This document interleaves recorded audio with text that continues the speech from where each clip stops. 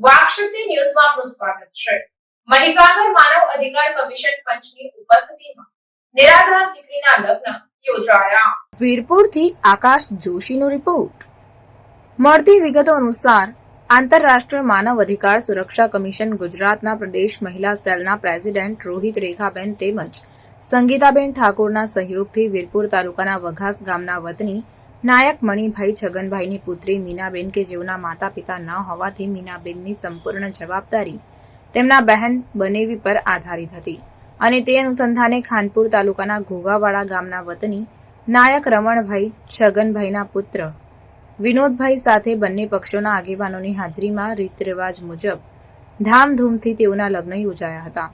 માનવ અધિકાર કમિશન પંચના હોદ્દેદારોની ઉપસ્થિતિમાં લગ્નનું આયોજન કરવામાં આવ્યું હતું। ત્યારબાદ નવયુગલે દુર્ગા માતાજીના આશીર્વાદ લઈને નવી જિંદગીની શરૂઆત માટે વડીલોના શુભાશીષ લઈ તેઓને વિદાય આપવામાં આવી હતી।